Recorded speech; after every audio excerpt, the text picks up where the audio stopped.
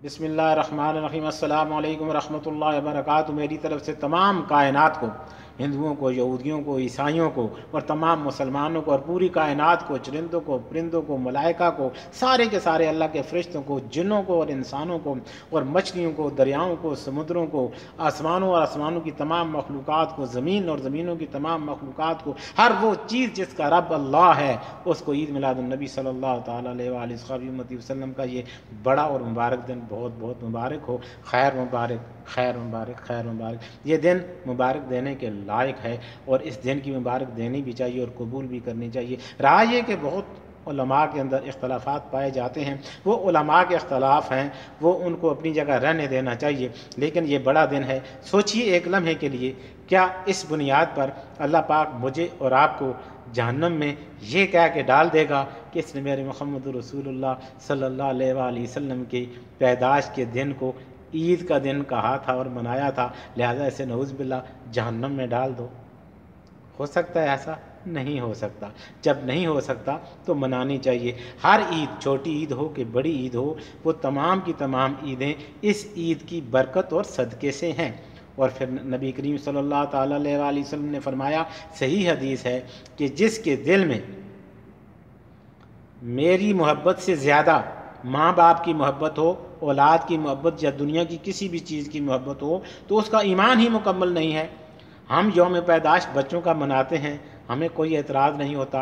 भतीजियों का मनाते हैं, मुल्कों का यौम पैदाश मनाते हैं, अपने मुल्क के बानियान का, बड़े बड़े लीडरों का, क़याद-ए-आज़म रहमतुल्लाह बरकातहू, इलामा मोहम्मद इकबाल रहमतुल्लाह बरकातहू का यौम पैदाश मनाते हैं, कुछ नहीं होता। तो फिर तो अगर हम सारे यौम पैदाश मनाते हैं और एक मोहम्मद रसूलुल्लाह सल्लल्लाहु तआला अलैहि वसल्लम की यौम पैदाश के मौके पर मनाने के लिए हमें शैतान वसवसे डालता है, तो यकीनन हमारा ईमान मुकम्मल नहीं है। क्योंकि नबी करीम सल्लल्लाहु तआला अलैहि वसल्लम ने फरमाया, अगर तू किसी चीज़ को अहमियत दे रहा है, यौम पैदाश मना रहा है, अपनी बेटी का, अपने बेटे का, भतीजी का, भांजी का, भांजे का, भतीजे का, या मुल्क के किसी सदर का, या वज़ीर आज़म का, या किसी बानी का, तो फिर सबसे पहला हक़ बनता है कि मुहम्मद रसूलुल्लाह सल्लल्लाहु तआला अलैहि वसल्लम का यौम पैदाश मनाया जाए।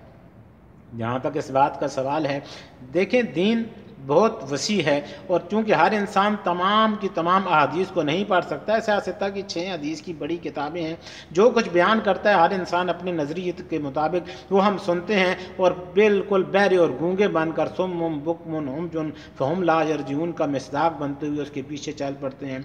ख़ुद हदीस की किताब खोलते नहीं हैं, तहकीक नहीं करते हैं, तफक्कर नहीं करते हैं, तदब्बर नहीं करते हैं, हालांकि हमें इसका हुक्म है। बहुत सी अहादीस ऐसी हैं जिन पर बग़ैर तदब्बर किए आप अमल नहीं कर सकते हैं, आपको सोचना पड़ेगा। बहुत सी अहादीस ऐसी हैं जिनके मुतालिक इंसान ख़ुद किताब पढ़ के या उस हदीस को पढ़ के अगर अमल करना शुरू कर देगा तो बजाय फ़ायदे के नुकसान उठाएगा। हज़रत इमाम अबू हनीफ़ा रहमतुल्लाह बरकातहू ताबीन में से हैं और जितने भी सियासत्ता की अहादीस के जितने भी मुहद्दिसीन हैं, इमाम बुखारी रहमतुल्लाह बरकातहू, इमाम तिरमिज़ी रहमतुल्लाह बरकातहू, अबू दाऊद रहमतुल्लाह बरकातहू, इमाम नसाई रहमतुल्लाह बरकातहू, ये सारे के सारे बिला वास्ता या बिल वास्ता शागिर्द हैं हज़रत इमाम अबू हनीफ़ा रहमतुल्लाह बरकातहू के। इसलिए हमें कुरान को सही तरीके से समझना होगा, कुरान की तरफ आना होगा। हमें ये बताया जाता है कि कुरान और हदीस इन दो के अलावा कोई तीसरी बात करे उसको छोड़ दो।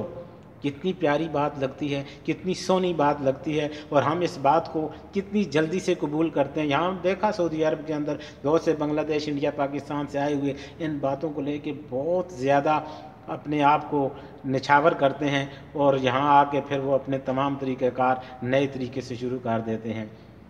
कुरान और हदीस, कुरान क्या कहता है? कुरान कहता है इहदिनस सिरातल मुस्तकीम सिरातल लज़ीना अनअमता अलैहिम, सीधा रास्ता वो है जो इनाम याफ्ता लोगों वाला रास्ता है। अल्लाह ने तो सीधे रास्ते को मुक़य्यद किया और कैद किया इनाम याफ्ता लोगों के साथ। अल्लाह ने फरमाया इनाम याफ्ता लोग जिस दौर में भी तू है उस दौर में तुझे नज़र आएंगे, पहले वालों में इनाम याफ्ता लोग नज़र आएंगे। और इन इनाम याफ्ता लोगों का तज़किरा अल्लाह ने कुरान में किया और बताया कि 4 किस्म के लोग इनाम याफ्ता हैं। अनअमल्लाहु अलैहिम मिनन नबिय्यीन व सिद्दीकीन व शुहदाए व सालिहीन। 4 किस्म के लोग जो हैं वो हैं جو انعام یافتہ ہیں ان کے راستے پر تجھ کو چلنا ہے، مردوں عورتوں سب کو۔ ایک نبیوں کا راستہ، نبوت ختم ہو گئی محمد رسول اللہ صلی اللہ علیہ وآلہ وسلم پر۔ دوسرا صدیقین، شہداء، صالحین کا راستہ، یہ ہیں اولیاء اللہ، یہ ہیں بابا فرید گنج شکر رحمۃ اللہ برکاتہ، یہ ہیں امام ابو حنیفہ رحمۃ اللہ برکاتہ، یہ ہیں حضرت علی حجویری رحمۃ اللہ برکاتہ، یہ ہیں حضرت پیر عبد القادر جیلانی رحمۃ اللہ برکاتہ۔ انعام یافتہ لوگ موجود ہیں، اور اللہ نے قرآن میں کہا ہے کہ اولئک هم الصدیقون اولئک هم الصادقون، تم سچے اور صاف نیت لوگوں کے ساتھ جوڑ کے رہنا۔ تو اللہ نے تو فرمایا 4 ہیں، اور ہم قرآن اور حدیث کو لیتے ہیں اور آگے من النبیین تک بات کو ختم کر دیتے ہیں، والصدیقین کو چھوڑ دیتے ہیں، والشہداء کو چھوڑ دیتے ہیں، والصالحین کو چھوڑ دیتے ہیں۔ ایسے نہیں کرنا چاہیے۔ حدیث کو، ایک عام حدیث جو سب لوگ جانتے ہیں، اس کے بارے میں بات کرتے ہیں، آپ کو تھوڑی بات سمجھ آئے گی۔ یہ حدیث ایک لہجے، حدیث کا ایک لہجہ ہوتا ہے، قرآن کا ایک لہجہ ہوتا ہے۔ ایک حدیث اور ایک قرآن کی مختصر سی بات آپ کو سمجھانے کے لیے عرض کرتا ہوں، تاکہ آپ کو سمجھ آئے کہ حدیث اور قرآن کو سمجھنے کے لیے مزاج کا سمجھنا ضروری ہے۔ پہلے حدیث کی طرف آتے ہیں۔ ایک بدھو نبی کریم صلی اللہ تعالیٰ علیہ وآلہ وسلم کی تقریر مبارک سن رہا ہے، لیکن اس نے اپنا اونٹ جو ساتھ لایا تھا اس کو کھلا چھوڑا ہوا ہے۔ حضور صلی اللہ تعالیٰ علیہ وسلم بیان فرما رہے ہیں، اور اس کے دل میں اونٹ چر رہا ہے، کوئی لے نہ جائے، کہیں جنگل کی طرف نہ نکل جائے، پہاڑوں کی طرف نہ نکل جائے، کوئی چرا کے نہ لے جائے، اس کا دل اور دماغ اونٹ کی طرف ہے۔ اور محمد رسول اللہ صلی اللہ تعالیٰ علیہ وآلہ وسلم نے اپنے جاری کردہ اس تبلیغی بیان کو روکا اور اس بدھو سے سوال کیا، تیرا اونٹ کہاں ہے؟ اس نے کہا کہ اللہ کے توکل پر، کیونکہ توکل تو اللہ پر بیان فرما رہے تھے محمد رسول اللہ صلی اللہ تعالیٰ علیہ وآلہ وسلم۔ تو اس نے کہا کہ اللہ کے توکل پر چھوڑ آیا ہوں۔ تو آپ صلی اللہ علیہ وآلہ وسلم نے فرمایا جا کے اس کو باندھ اور پھر اللہ پہ توکل کر۔ یہ حکم صرف اس بدھو کے لیے تھا۔ وہ محمد رسول اللہ صلی اللہ تعالیٰ علیہ وآلہ وسلم کی بارگاہ میں تقریر سننے کی بجائے اپنا دل اور دماغ اس اونٹ کی طرف لگا کے بیٹھا تھا، تو آپ نے اسے کہا کہ جا کے باندھ۔ اور یہ ہمیں تمام یہی سمجھایا جاتا ہے، پہلے اونٹ کو باندھو پھر توکل کرو، پہلے اونٹ کو باندھو پھر توکل کرو۔ ایسا نہیں ہے۔ توکل تو ہوتا ہی وہ ہے جو سامنے سبب نظر نہ آ رہا ہو اور انسان اللہ پہ توکل کرے۔ اسی طرح لہجوں کو قرآن کی ایک چھوٹی سی مثال بیان کرتا ہوں، آپ سنیے۔ حضرت ابراہیم علیہ السلام کے بارے میں آپ نے سنا، قرآن میں درج ہے کہ انہوں نے فرمایا کہ اچھا یہ سورج کے اگر الہ ہے تو سورج کی عبادت کر لیتے ہیں۔ غروب ہو گیا تو فرمایا کہ یہ تو الہ نہیں ہے۔ ستاروں کا آیا، غروب ہو گیا تو فرمایا یہ تو الہ نہیں ہے۔ چاند کی باری آئی، فرمایا اچھا یہ میرا رب ہے۔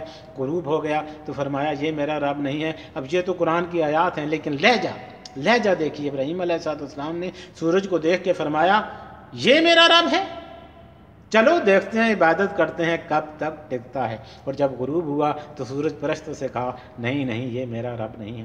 جو چاند اور ستاروں کی پوجا کرنے والے تھے ان سے کہا کہ یہ میرا رب ہے۔ قرآن میں تو ہے ھذا ربی، یہ میرا رب ہے۔ لہجے کو دیکھیے۔ قرآن اور حدیث کے لہجے کو سمجھنے کی ضرورت ہے۔ ہم لہجوں کو سمجھنے کی بجائے صرف الفاظ کو سنتے ہیں اور پھر جو دل میں آتا ہے وہ کر گزرتے ہیں۔ آسان ترین طریقہ ہے 10 دفعہ اعوذ باللہ من الشیطان الرجیم پڑھ لیجئے۔ وہ شیطان جنوں میں سے ہوگا یا انسانوں میں سے، اللہ میری اور آپ کی حفاظت فرمائے گا۔ شیطان صرف جنوں میں سے نہیں ہوتے۔ قرآن میں آیت ہے کہ شیاطین الانس والجن، شیطان جنوں میں بھی ہوتے ہیں اور انسانوں میں سے بھی ہوتے ہیں۔ اس لیے اپنے آپ کو بہت زیادہ بالکل گونگے بہرے بن کے اور اتنی بڑی بڑی نیکیوں سے اپنے آپ کو محروم مت کیجیے۔ اللہ کا دین صاف ہے، اللہ کا دین سیدھا ہے۔ محمد رسول اللہ صلی اللہ تعالیٰ علیہ وآلہ وسلم کو اللہ پاک نے پیدا فرمایا۔ آپ کی پیدائش کا دن کائنات کا سب سے بڑا دن ہے۔ احادیث میں آتا ہے کہ 2 عیدیں ہیں، عید الفطر اور عید الاضحیٰ، اور ہمیں یہی علماء بتاتے ہیں کہ 2 عیدوں کا ذکر ہے۔ 2 عیدوں کا ذکر نہیں ہے، 4 عیدوں کا ذکر ہے۔ قرآن میں ہے اللہم ربنا انزل علینا مائدۃ من السماء عید الاولین، عید عین یا دال عید کا نام ہے قرآن میں، عید الاولین واخرین، اس عید کا ذکر بھی قرآن میں ہے۔ اور جب قرآن پاک کی آخری آیت الیوم اکملت لکم دینکم واتممت علیکم نعمتی ورضیت لکم الاسلام دینا نازل ہوئی تو یہ جمعۃ المبارک کے دن نازل ہوئی، اور جمعۃ المبارک کے دن کو بھی نبی کریم صلی اللہ علیہ وآلہ وسلم نے عید کا دن قرار دیا۔ تو اس حساب سے تو 4 عیدیں ہو گئی، لیکن ہر عید جو ہے، ہر عید حضور صلی اللہ تعالیٰ علیہ وآلہ وسلم کی پیدائش کے دن سے نیچے ہے، اوپر نہیں ہے۔ اللہ رب العالمین ہے اور محمد رسول اللہ صلی اللہ تعالیٰ علیہ وآلہ وسلم رحمۃ للعالمین ہیں۔ اس لیے ہمیں حضور صلی اللہ تعالیٰ علیہ وآلہ وسلم کی عید میلاد النبی منانی چاہیے۔ اس لیے یہ جو ہمیں کہا جاتا ہے کہ نبی کریم صلی اللہ علیہ وآلہ وسلم نے نہیں منائی، صحابہ نے نہیں منائی، ٹھیک ہے، من النبیین میں نبی صلی اللہ علیہ وسلم نے نہیں منائی، صحابہ نے نہیں منائی، لیکن بعد میں آنے والی اولیاء من النبیین والصدیقین والشہداء والصالحین وہ تو منا رہے ہیں، تو ان کے ساتھ ہم بھی منا رہے ہیں اور منانی چاہیے۔ اللہ پاک مجھے اور آپ کو عمل کی توفیق عطا فرمائے۔ السلام علیکم ورحمۃ اللہ وبرکاتہ۔ الحمدللہ۔